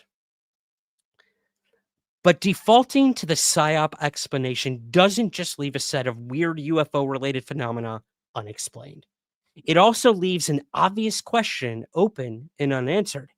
If many stories of insider UFO knowledge originate in deliberate disinformation projects, and we have been living through a veritable golden age of strange leaks and tales of insider knowledge, then what exactly might this era's particular PSYOP be intended to conceal? So I read you 4 paragraphs. I highlighted 2 of them on the screen because I think these were the most important. That Ross Douthat believes that this explanation by the Wall Street Journal isn't cutting it. It does not account for everything. It can't. It simply can't. You can't tell me that my UFO sighting, your UFO sighting, the hundreds of thousands of people around the world, that their UFO sightings were caused by the fucking government. I'm sorry. Oh, man. It just pisses me off. And I believe the Wall Street Journal that a lot of this was a disinformation campaign. I do believe that they probably faked this stuff or created these false UFO programs and hazed people. I do genuinely believe that. But to then come out with these articles and sort of put a definitive pin on this and say, yep, explains everything. We've all been lied to. All of us. Like, it's all explainable. It's all man-made technology in the United States. Oh, is it? Then why the fuck are people seeing these things all over the world? Is the U.S. sending UFOs to every country? Come on. Some of it is caused by the government. Of course it is, Michael. I agree with you on that. A large portion of it is. Hell, maybe my UFO sighting was a stealth bomber. I saw a black triangle when I was 12. Could have easily been that. Could have been a blimp. I don't know. Some weird triangular blimp. Or it could have been an alien. But yeah. Sorry for the language, guys. I know I don't swear often on this show, but it was good to see an article in the New York Times, a very conservative newspaper, not political, sometimes politically, but very conservative in what they choose to cover and how they cover it, to come out with a, I know it's an opinion piece, but it still gets read by hundreds of thousands of people, to say that, you know, take what you read in the Wall Street Journal, with a grain of salt, because there's a lot of things out there that are not a psyop, that are not government or American man-made, that are not masks for top secret programs and whatnot. But this is a perfect way to summarize it. Each case has to be addressed and investigated on its own merits, 100%. But that's enough of me cursing and giving my thoughts and opinions. I want to bring in our wonderful moderator, Suzanne, and I want to get her thoughts on all of this. I hope I didn't steal her thunder or anything, but let's go ahead and bring her in and get her thoughts on all of this. Suzanne, welcome. Hi, how is everyone? How you guys doing? Let her know in the chat. I will try to keep up with you guys while she's on. Behave as always in the They chat. do. They're so sweet. But I have some cussing to do. Yes, I do. You do too. I have a little. Yes, I do. All right, let's hear it. Just go. All right. I'm just going to get it out of my system. Do it now. Well, it's funny how Somewhere in the Skies has turned into Suzanne's therapy. Oh, God, that's a lot of pressure. All right. So just so everyone has it in context, remember that the Wall Street Journal put out 2 articles debunking basically all the experiencers and the videos and whatnot, photos. And they explained it via Sean Kirkpatrick. Is everybody humming? By saying it was hazing or it was electromagnetic testing at Malmstrom when the 12 silos, or however many they were shut down while an object was hovering overhead, seen by many, So anyway, here I wasn't having it. You weren't having it. Turns out nobody else is having it either. And so I was really glad to see the New York Times come out with this guy. And I don't know anything about him. I now have him flagged. We'll follow along to see whether this is something he'll hit routinely or is this a one and done. But there are things about it that bother me. I completely agree with his conclusion. It does not explain everything. But when he uses language in the middle of the article, like if would-be whistleblowers with national security backgrounds like David Grush and Luis Elizondo were hale and well, and in the Elizondo case, publishing a best-selling book, then surely there was no better time to deliver the supposedly world-altering truth. When you use words like would-be whistleblowers, okay, people, these are whistleblowers. They're whistleblowers. They have protections under the Whistleblower Act. They've moved carefully, lawyered themselves up. They're not would-be. So the tone, while much more subtle, is still concerning to me. Cut it out. Cut it out. Why take that jab at those guys? I don't understand or appreciate it. But all in all, much better thought process. And I particularly liked how he ended it with, 17,000 pages here. I would expect nothing less. Nothing else. And they all look like this. Oh my God. So if many stories of insider UFO knowledge originate in deliberate disinformation projects, and we have been living through a veritable golden age of strange leaks and tales of insider knowledge, then what exactly might this era's particular psyop be intended to conceal? Yeah. That's the right question. Somebody finally nailed the right question. The why of it. Keep it in context, but why? What's the motivator? And it has to be disinformation. But we're not alone, Ryan. That's the good news, because Tim Gallaudet had a little something to say about it, along with Chris Mellon and Merrick von Rennenkamp. I hope I'm pronouncing that properly. Did you see their article in The Hill? I did. I had that pulled up. I don't know why I didn't include it in this, but do you have some I quotes or can anything to take you share? through it quickly. Yeah. Okay, please. Yeah. Yeah. They that it's interesting because this came out then behind the New York Times article.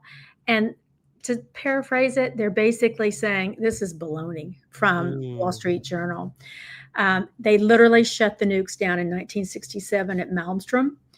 And the excuses that Kirkpatrick is giving make no sense. He says the incident was in 1967, of course, with UFOs overhead and numerous witnesses.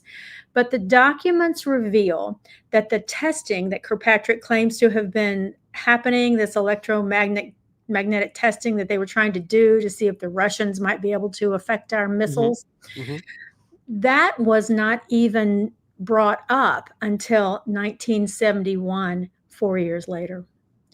And then further documents reveal that the testing to be able to actually do it was not developed until 1973, 6 years later. And that there's no way that this giant thing that they saw over their heads that night over the nukes, there's no way that this was some kind of glowing object, instantly constructed over everybody's heads. No. So anyway, that's worth a read. It's at the Hill, and it's free. Gallaudet, Mellon, and Merrick von Rennenkamp. Yes. Yeah, I'll put a link in the show notes as well after this for that as well. It was a good response, and I'm glad they pointed those things out respectfully. Right. Like okay, Do but the here's research. the things that you clearly didn't look enough into, and here you go. Right. Cool. Now, and then, my man Carl Nell. Carl Nell had a little something to say about it. He did. All you got to do is Google it. You can pull that one up, everybody. But Carl responded to the Wall Street Journal by saying this, just point blank. He looking deadpan at the camera, rattling this stuff off. There are not notes. There are no anything. He's just telling it. And he says, NHI exists. NHI interacts with humanity. NHI contact is long-standing and ongoing. NHI contact is not new. He has, these are his words, zero doubt because of things like the Fermi paradox, that faster than light travel was proved in 1994, that negative energy's existence and use was proved in the 1960s. We don't have it figured out completely, obviously, but that those concepts are now validated. He says government officials, of course, have confirmed that NHI is real, and that the experiencers and the videos, particularly things like the gimbal and the go fast, where they're coming from highly reliable sources, prove otherwise. And he said, so if it's all disinformation, why do we have a years-long understanding with the Russians that we will notify each other of basically contact around our nukes so as to avoid accidentally firing, starting a nuclear war? So I appreciated him stepping forward and very clearly. Yeah. Wow. I hadn't seen that one. I don't know why I didn't have that pulled up. You had that in our notes, and I completely didn't see that video. Okay. It's literally that brief. It's just that direct. So what? Yeah. No, I love it. I think what I'll do is for the podcast version of this, I'll put the audio from that Carl Nell thing into the audio so people can hear it. But yeah, I'm sure if you guys look up Carl Nell on Twitter, just type in Carl Nell UFO Wall Street Journal, it should pop up. Oh, right there. And it's worth a watch. Yep. It's worth the watch. Yep. Exactly. Yeah. I think you put it best, and then we'll move on to our next story that it was a well-balanced article in some places. He did take some pretty big pot shots at the whistleblowers, and it's funny to me that he would in one breath, support the genuine in stories and authenticity of UFO experiencers, and then like in the same breath, like completely like throw shade at whistleblowers who, a lot of them, no matter what it is they're bringing forward, a lot of them are scared for their lives, like we That's have right. mentioned. And Matthew putting everything Brown, on the line, Ryan. putting everything on the line. Everything on the line. Career, family, anonymity. Everything's on the line for these people. Yeah. So, it was, I feel like for every step forward in the article, there was a step back at times. But I think, like you mentioned, the biggest thing is that last sentence of, if this is a psyop, why? Why? What's the And goal? that's the question we need to think about moving forward, both in the UFO world and outside of it, to be Exactly. completely honest. It's the right question. Yeah, in an ever increasing world of weaponization and militarization, like, we got to be careful, and we have to ask these questions of why. So yeah, it was interesting. I thought worth discussing. Did we lose you? There we go. There you are. Nope, I'm here. Yeah, it's been a little wonky tonight, the Wi-Fi. I do apologize, but you're still here. Something's going on. Shall we move to our next story? Sure. Okay. All right. Let's move to the next one here. We had a interview come out recently with Ross Coulthard over at News Nation with Senator Mike Rounds, and it was an interesting interview. Senator Mike Rounds recently spoke to News Nation about reintroducing the UAP Disclosure Act legislation that could push the federal government to release files and records related to UAP. A stripped-down version of the original amendment was previously passed as part of an annual defense policy bill, but the iteration nixed several key provisions that were expected to lead to more UAP transparency. Rounds, along with Senate Minority Leader Chuck Schumer, intend to move forward once again with the initial UAP transparency effort as lawmakers begin working on the annual National Defense Authorization Act in the coming weeks. So, good time to get Mike Rounds on the News Nation show, and a good time to ask him, like, is it going to happen? Are we going to get another UAP Disclosure Act? So what I'm going to do, Suzanne, is play this first clip about that. He did answer that question. And the second question in this clip was a bit more enticing. So we'll give this clip a watch, and then I want to get your thoughts on it. Sound good? Sounds perfect. Cool. Let me find the clip right here. Here we go. Going to see a reintroduction of the UAP Disclosure Act. Are you going to try and get it through the Congress once again this year? I've been informed that Senator Schumer would like to partner once again, and that we would offer it again this year in the National Defense Authorization Act, which we'll begin working on here in the next few weeks.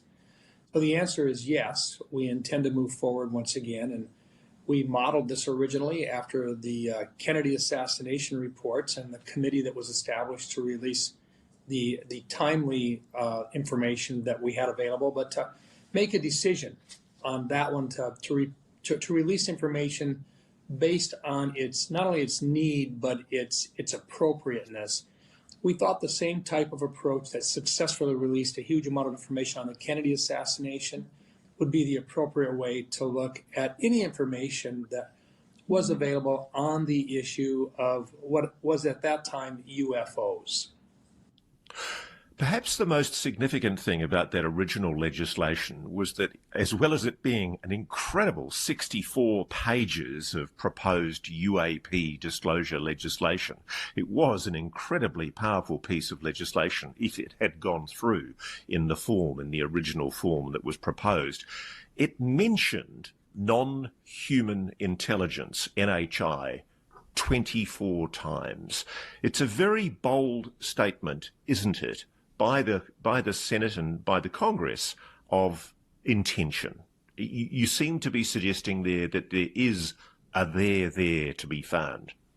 You know, our intent was to make sure that there wasn't an assumption by folks who were following it that we were trying to hide anything.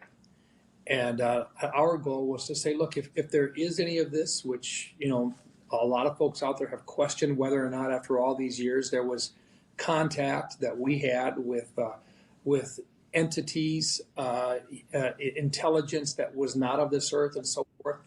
We just thought, rather than beating around the bush, let's just say, look, if there's any of that out there, then let's disclose it. Let's make that available, or at least collect it. And then at some point, based upon a commission's review of it, to determine any national security concerns, to be able to share that information at the appropriate time. Okay, so we're gonna get a new version of the UAP Disclosure Act, it seems. Interesting. We'll see if there are new provisions, if they're gonna be the same, if non-human intelligence will make a staggering 24-time return.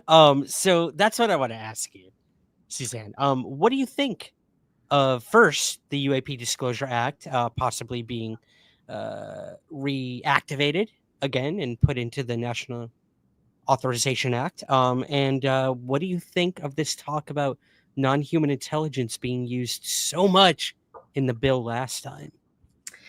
Sounds like they know something, of course, but I'll tell you where my concern is. I have two. One is, I'm sure everyone has watched the coverage of Speaker Johnson, who is allegedly responsible for shooting this thing down, stopping it in its tracks behind the scenes. I don't know if it's true or not. Seems pretty well documented if you read a lot around it. So what's going to be different this time? And what are they going to do with things like the eminent domain provision? And for those of you who don't know, eminent domain is the government being able to take legal title and control and possession of land or objects or, you know, whatever they find from people all over the world, which is how that was structured in the original act. That is not going to be helpful to people who might be holding the stuff like a Lockheed Martin or a Raytheon or whoever has it. And I'm afraid they need to temper down sort of the punishing paragraphs that, and those are my words, not theirs, but paragraphs that might cause the possessors of these items to flinch. Mr. Duthat noted in his article as well that this eminent domain thing is not helpful. No. And we're going to stump our toe on it over and over. My second concern is there are other proposed acts bouncing around back there in the stratosphere that would deal with some of these things and very effectively, and they're just being shot down from discussion. So here's my prediction. We'll see whether I'm right or not. I think we're going to get a new act very much like the old act, and I think we're going to run into the same problems. Hope I'm wrong, but get it figured out and get it going. Until we do this, we're literally stopped in our tracks on the government end of what we hope for, which is disclosure. Mm-hmm. Disclosure of what? Disclosure of the existence of materials and biologics. Okay. Thank you. Because that, a lot of people are like in the hardcore believer camp are like 24 times they said that in this thing. That means there's, where there's smoke, there's fire. I get that. Like, I totally get that. But then on the other hand, a lot of people on the other side are saying, no, they did that because they knew it was going to get like, this would be the thing to kill the bill. Yeah. And a lot of people wanted that. Yeah. I agree. I don't think you can read a lot into that, which is where I'm hearing you are. And I think that's right. Correlation is not causation. It's not, that's not going to work that way. It is interesting to use it with some level of specificity, but the bill's got to say that, right? Otherwise, how else are you going to identify? Are we going to go back to UFOs and extraterrestrial? Are we going to go back to that? How do they want to see this, right? Yeah. So there's got to be a word in there for that, and I think that's what they've used. But I think the problems are so much bigger than anything we could read from the use of that word so many times. Speaking of reading into things, I would suggest people go watch Christina Gomez, who we featured on last week's live stream. She did a video about this interview, and she caught something that she believes was a Freudian slip from Rounds. Really? I don't think I agree with her. I respectfully disagree. I think it was just a slip up on his part. However, you could look into it this way. He said in that interview something about we want to find out, or we want to prove, or at least find out about the existence of other life in the world. Not in the universe, but in the world. In the world.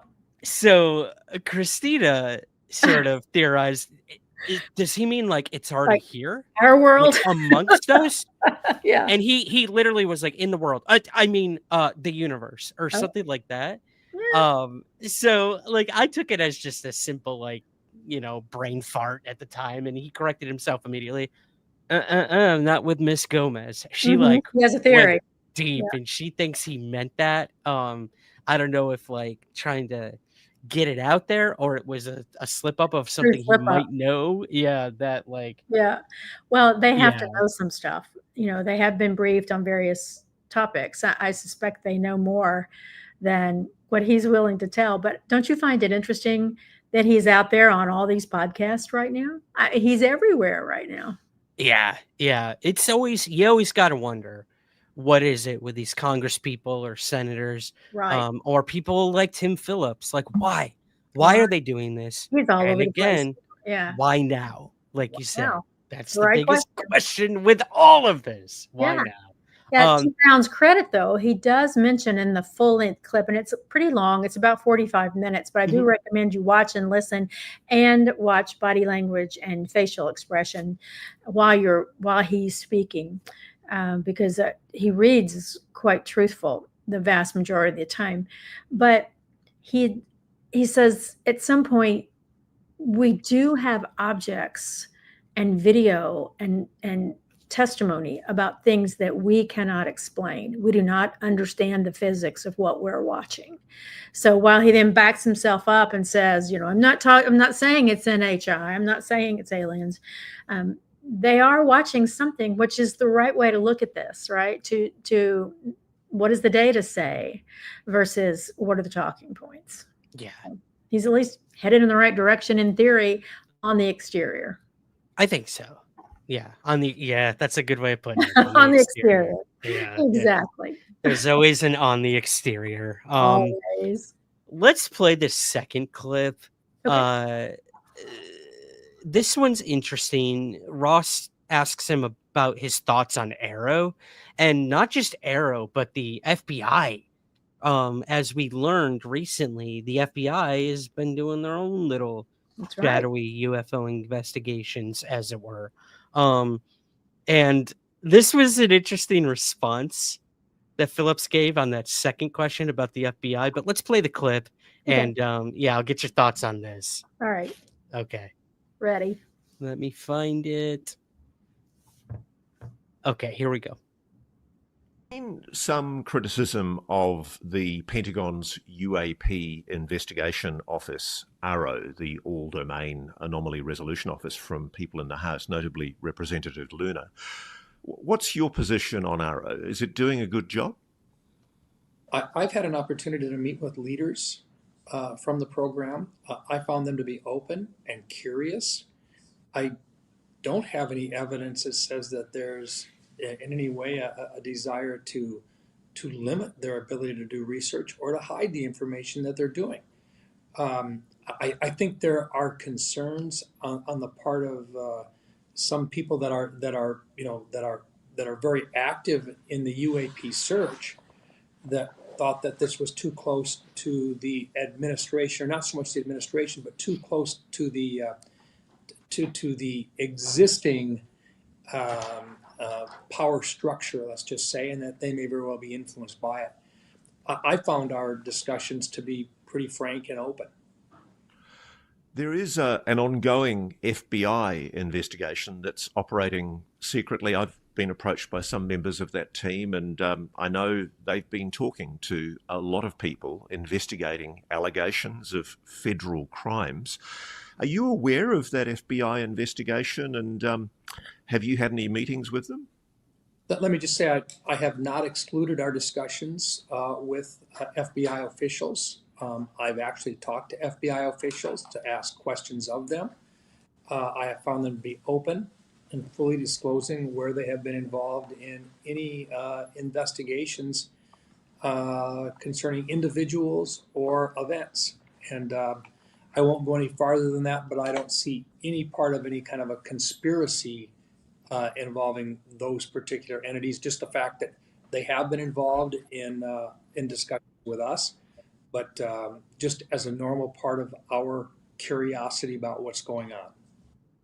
Well, is there any possibility that you'd consider bringing into this proposed new UAP disclosure legislation perhaps some kind of mandate that says that, okay, there are all these allegations of federal crimes that have been committed, including quite dramatically allegations of murder that have been raised by whistleblowers. This is very serious allegations of capital crimes, federal crimes. Is there perhaps a possibility that you could put a mandate inside that legislation giving the FBI some kind of instruction or diktat about making sure that this is a priority? I have not pursued that. This is honestly, if I've ever had that question be asked. I would probably stay away from those types of items of getting involved in telling law enforcement what they have to do. I have not found that to be part of any discussion that I've been involved with. So brand new request that you're asking about today. Putting him on the spot there. Brand new. Thanks, Ross. And then I have an idea. Maybe you should be thinking through these types of questions before you go on a show like this. Yeah, Just right? a thought. Just a thought. Being a legislator, you should be thinking in advance. So, okay. This guy seems to put a lot of faith and trust into both AARO and whatever this FBI group is. But what do you think? What do you think about his thoughts on the way AARO is handling everything? And also, like Ross said, like there have been claims of like criminal activity. Like, okay, let's say that it's not just stovepiping information within the UFO topic in the government, but it's literally people in these special access programs, how would I say it? Committing crimes against their own people, or illegally moving money around, or doing whatever they're doing that's criminal, that really set off the entire David Grush complaints at the beginning with the Inspector General. What do you make of that? This is my long-winded way of asking, what did you make of this clip? I think this is a really good clip for everybody to watch on body language and facial expression, particularly because he has a misspeak in there using the word administration. So when you back it up, you can watch hands open at the right time, a comfort level in talking, looking right in until he misspeaks. And then you can see he's fixing something. So it's a good example for a non-lawyer to watch on what lawyers are looking for when people are testifying or whatever. But I think what I make of all that is he could also be referring to the siloing problem.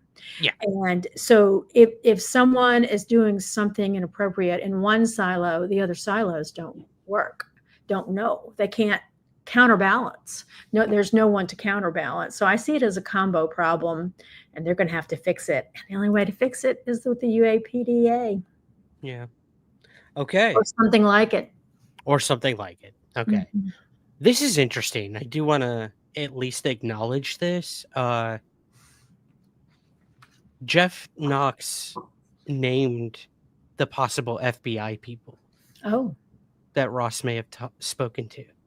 Oh, I see. Yeah. Michael Herwig and Adam Herndon. I've never heard these names. I don't know anything about it, but there you go, guys. Might be worth looking into.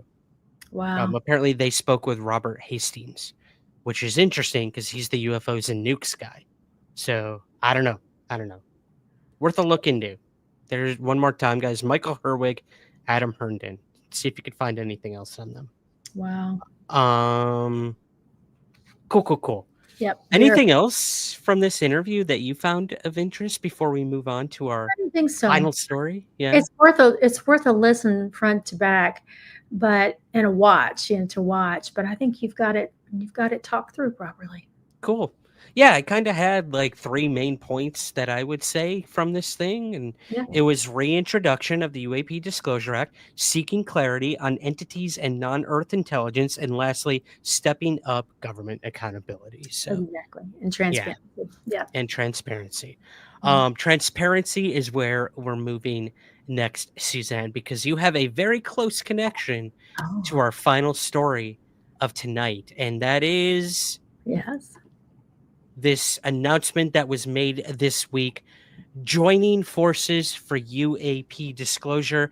In a historic move, 3 UAP organizations are combining into one policy, legal, and grassroots powerhouse.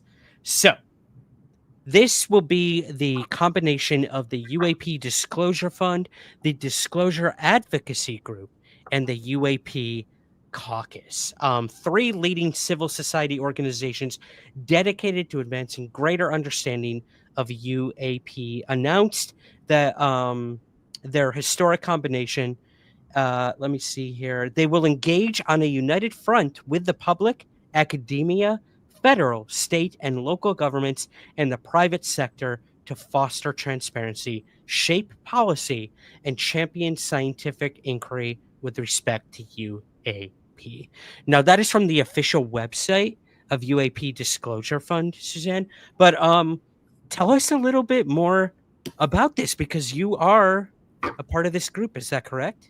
I am. I'm part of the Disclosure Advocacy Group, which is an incredible group of lawyers from all over the country who have, for a long time, been helping behind the scenes with whistleblowers, FOIA requests that go wrong, all sorts of things, and also advising on legislation and those sorts of things. These are some really experienced, really good lawyers who have incredible thinking abilities and who are hardworking, and it's all volunteer. And so this has not gotten a lot of attention out there, which frankly surprises me. And if it's okay with you, I'd kind of like to walk through the 3 groups and why this is happening, and everyone can maybe better understand why this might matter. Sure. Be all right. So let's start with the UAP Caucus. Remember that this was constructed and created by Lester Nair, who is so well respected in that world. I'm sorry to interrupt. He spoke at Anomicon last year as well on this very topic. Well worth a follow on social media, and bright guy. But the UAP Caucus has Tim Burchett, Anna Paulina Luna, Andy Ogles, Matt Getz, and Jared Moskowitz on it. And so the UAP Caucus has been working with those legislators in trying to get disclosure, or at least transparency. They are also information gatherers. They're trying to get the information centralized. And so they have scholarly papers and legislative papers that they're proposing. And so they, if you go to their website, the UAP Caucus, you can then link directly to lots of really great information, and not just legal, political and science. All of it is there for you to click and study, and I highly recommend that you do so. So that's the first leg of this new triangle. The second one is the UAP Disclosure Fund, and that, of course, is Chris Mellon, who's the former Deputy Assistant Secretary of Defense for Intelligence and Senate Select Committee on Intelligence, Jordan Flowers, and Juan Yang, Hunt Willis, who is one of the lawyers in the disclosure advocacy group with me, and Darren Bruno, who is the same. He's part of my group, and Lester Nair is there as well. But look, I want you to hear their advisory board: Anna Brady Estevez, Eric Davis, Tim Gallaudet, Mike Gold, Avi Loeb, and Kirk McConnell. So, Wow. Killer group of bright people in the UAP Disclosure Fund. And then we have the Disclosure Advocacy Group, which does what I was talking about earlier, which is, working behind the scenes, and will literally at times receive phone calls or messages about where to step next for a whistleblower. The military law is a world on its own, and these guys know it like the back of their hand. So this is a really important place and important combination of entities who are all after the same goals, but with different specialties. And so you're watching them unite in sort of a one-stop shopping kind of thing for people who need help in this topic. So with your group, the Disclosure Advocacy Group, now, are you the type of group that would be working specifically with like UFO whistleblowers, or is that like above the pay grade of what you guys do? No, that's part of what we do. And interesting. And these whistleblowers, their names would come to mind. And so it's going to be a good group to watch as we move forward, to see what together we can do to push things forward, including legislation. Okay. Yeah. That's so interesting. I'm trying to see if I have any more information here for you guys. No, I think you've covered all of it. It's good to see groups coming together instead of like falling apart. There's so many UFO groups that like come and go in this field. A lot of them have really good intentions, and others like might not. They have agendas that are more than questionable. However, it does seem that the three of these groups have kind of the same goals in mind when it comes to some sort of UFO disclosure. And the only way to really do that is to work from a legal standard, like we said, from a political standard, and from everything else that comes with what the UAP Disclosure Fund would be doing. So it's good to attack it from all angles, because look, it's really the only way that we will get anywhere when it comes to an official quote unquote disclosure. I always tell people, Suzanne, have your own disclosure.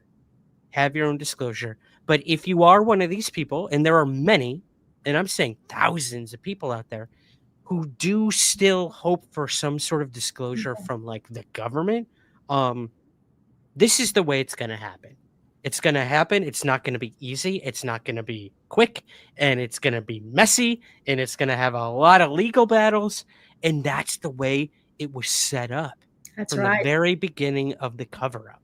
So the fact that you guys, it's like the Avengers coming together, like on their own, they're okay. They I get to pick which one I am. Right? Yeah. Which way? You'll have to let us know which Avenger should Suzanne be, guys. Put it in the chat. With your powers combined, it's like any good coming together group to defeat evil, and in this case, evil is the UFO cover-up. The evil empire. I also think it's good for the group to know that all three of these groups are highly focused. This isn't a scatter approach, and I think some of the groups that have fallen apart are scatter groups. They cannot stay focused and follow the trail in a controlled and thoughtful way. This group can do that. Yeah, I think you're right. I think a lot of them get in it and they're like, oh God, nope. Or like you said, they have this like grandiose idea of, they're going to be the ones to crack this code, this mystery that we've been, investigating, for 70 plus years now at this point. I mean, centuries if you really go back. But yeah, it's good to know that there's a focus, there's a plan, and I'm looking forward to everything you guys do over there. Do you know where we can learn more? Do you each have your own websites, or should we That go will to be one coming. place Everybody has their own thing right now, for but now? all of that will fold under a single unit. And all of that is underway, and it will happen very, very quickly. But Okay, cool. I think the other thing I'd love for everyone to stay focused on is the people in these groups are not getting paid. This is happening because it is intellectually and morally important. And that too is a rarity, isn't it? That you're going to get these kinds of professionals just all in behind the scenes quietly doing what needs to be done. Yeah, a lot of the time it's losing money, right? Yes. Instead of making money. No for sure. question. Yeah. Well, I commend you guys. I'm wishing you all the Thanks. best with this. Please keep us updated on the progression of it, if and when the website goes live, and what we can do as Sure. citizens and supporters Yes. of some sort of disclosure. That's for sure. The last question I want to ask you, Suzanne, is someone asked in the chat, what's going on with our good buddy Grush? Oh, Any Mr. updates on Grush, that, or are yeah. we still in a legal limbo with that? It's a hot, hot summer for Mr. Grush. So here's the latest from somewhere in a courtroom. Okay. On Friday of this upcoming week, Mr. Grush has to have his brief filed in what's called the plea in bar, which is that one of those sort of motions to test his pleadings. Mhm. And it all got cleaned out and redone. And so I'll be watching for that. And then the other side, Loudoun County, has to have their reply to his brief in by July 25th.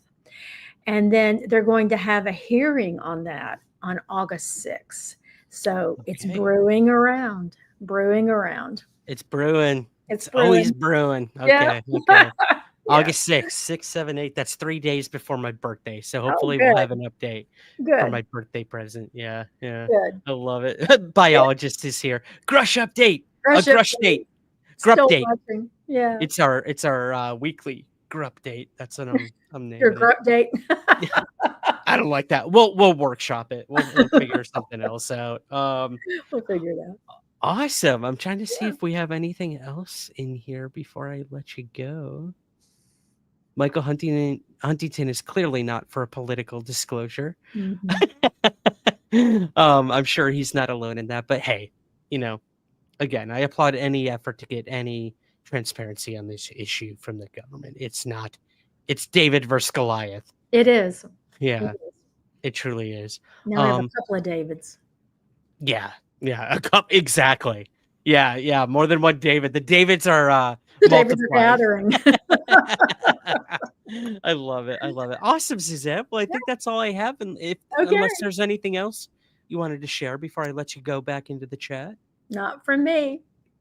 Cool. I will let you go then. Thank you so much again for your time and all of your research. We highly value everything you do here. So thank you. You're so welcome. Pleasure. All right. I'll see you in the chat. Okay. Bye. Time to booga on out of here. J. Ellen Heineken says, yes, we are about to wrap things up here, guys. Oh, man, we've been going for over 2 hours. Yeah, it's time to go. We covered so much, but there is still more to come with Somewhere in the Skies. So I'm just going to tease what's coming up for you guys. And we have a poll as well. I'm going to get to that in just a minute. Coming up in just a couple hours, we have a brand new episode of the Somewhere in the Skies podcast titled The Enrico Bosa Encounter and UFOs of Argentina. Guys, I busted my ass on this episode. I'm so damn proud of it. It's one of our audio documentary episodes where I cover an entire UFO wave that happened in Argentina. And it all started with the Enrico Bosa encounter, which is a crazy story. We hired 3 very talented voiceover actors that contributed to this episode. So be sure to check that out on your podcast feeds very soon. If you're listening to this in the future, it's already out. So go back into the archives and listen to the Enrico Bosa encounter. And yeah, I can't wait to hear what you guys think. Please leave a rating and a review on Spotify and Apple or wherever you get your podcasts. That helps us out tremendously. I will read your Apple podcast reviews right here on the live stream and give you a shout out as well. So head on over to Apple Podcasts and leave a rating and review for the Somewhere in the Skies podcast. I would truly, truly appreciate that. And if you want to support us further, you can join our Patreon campaign, where I just released a brand new bonus episode, like I mentioned earlier, called The Gulf Breeze 6 Espionage, Prophecy, and UFOs. This is an insane, true story about something that happened back during the Ed Walters Gulf Breeze UFO flap, where 6 military intelligence analysts deserted the military to go on a quest that involved UFOs and the Antichrist. I can't believe I just said that out loud. Check out this awesome episode right now on Patreon, patreon.com/Somewhere Skies. I will have more bonus episodes coming your way there as well very soon. You also get early access to all podcast episodes by joining Patreon, and you get priority to ask our guests your listener questions. So head on over to patreon.com/Somewhere Skies to learn more and to listen to this brand new bonus episode. And what's this last one I have here? Oh, hells yeah, guys. I got 2 other podcasts, one of which I help produce, the other one I co-host. They are Somewhere on the Screen, which is a movie review podcast, and Somewhere in the Ring, which is a pro wrestling podcast as well. Do me a huge, huge favor, and right here on YouTube, go subscribe to both Somewhere in the Ring and Somewhere on the Screen. Somewhere on the Screen is brand new, and they are killing it over there. Nicholas Westermeyer, Joseph Reese, and Christopher Moss doing movie reviews in a very unique and interesting way. I won't give anything away. Go listen. They will be covering the brand new Superman movie that's coming out next week. So be sure to subscribe to their YouTube channel right now. Just type in Somewhere on the Screen podcast, or you can also subscribe to the Somewhere in the Ring podcast as well. So please go do that right now or right after here as well. Let's go to our poll that I put up, guys. We're going to return to the UAP Disclosure Act, and I asked, let me share this for you here. I asked over on YouTube, will anything new or important be in the 2025 UAP Disclosure Act? I wanted to know, like, will this be worth it? And out of 70 votes, will anything new or important happen? 7% of you said yes. 50% of you said no. 37% said maybe, and 6% said don't care. I have a good feeling that the 6% don't cares are the same ones who talked about it in the chat tonight. Awesome. Thank you, Suzanne. So there you go. Wow, 50% more. Exactly half of you believe nothing new or important will come of this. That's depressing. But hey, we'll see. We'll see what happens. Jeff Knox says I'm guilty. Yeah, I could have seen that one from a mile away, Jeff. I could have seen that from a mile away. But there you go, guys. Thank you. Thank you for voting in that as well. And I think that is going to do it for tonight, other than check out Anomicon. Again, it's fastly approaching. It doesn't feel like it, but it will. It'll sneak up on you. It'll sneak up on you just like a good old-fashioned UFO. You can learn more at anomicon.com. This will be a free virtual conference happening on September 20th. You can find out more about all of our speakers and what we got going on this year. We have merch available if you're interested in supporting Anomicon that way. You can learn more at the link that Suzanne has on the screen as well. And I'm so excited for Anomicon, guys. We have some super cool, unique speakers this year, with a couple more to be announced very soon. It was supposed to be a one-day event. I promised myself with 8 speakers. And you'll see at the website that we're well past 8 speakers already. So we'll see what happens. We might be heading into September 21st as well. I don't know. But gonna check out the Hexam event, Neil says. Oh, thanks, man. I hope you can make it. I believe Gareth might be coming as well. So that's pretty cool.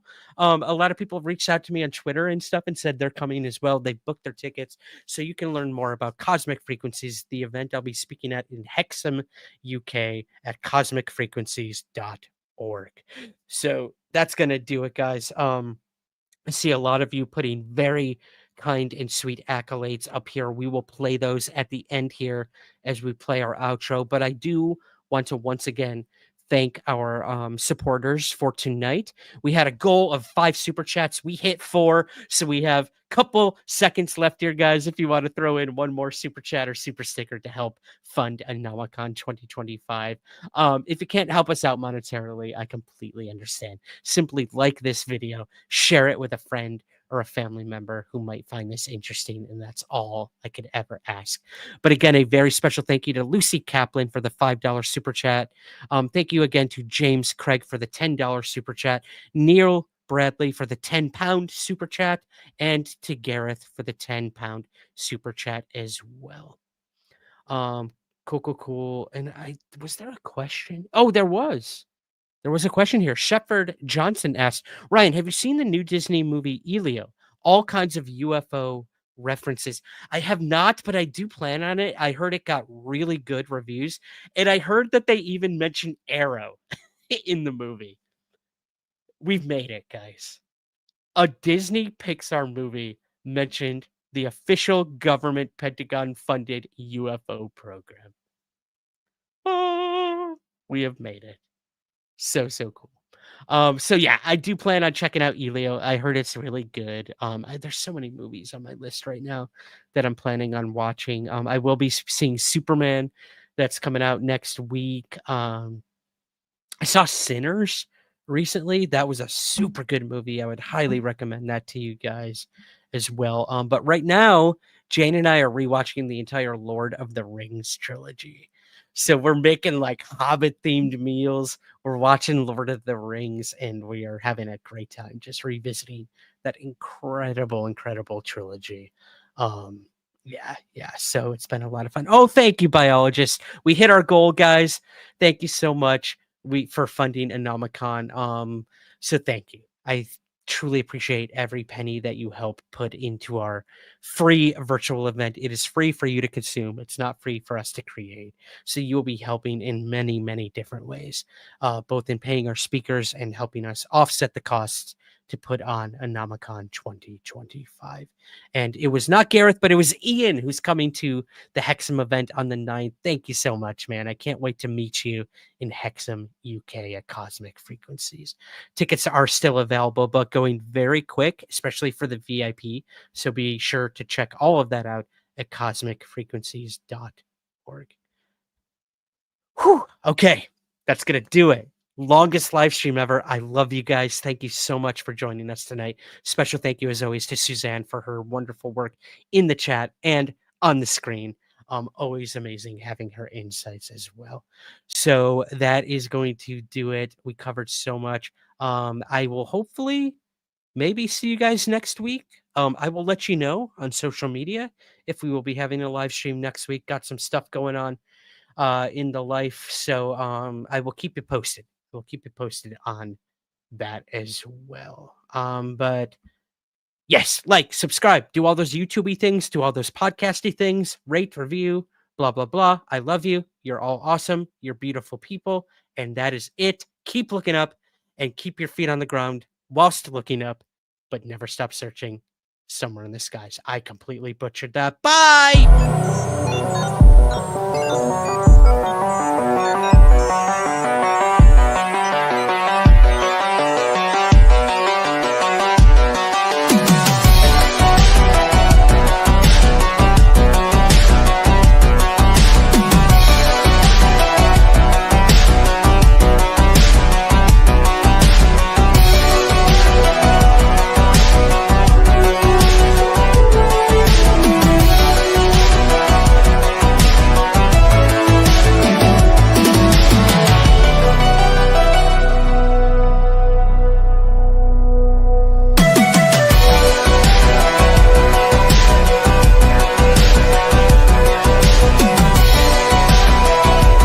There's nothing to hide. There's nothing to hide at all.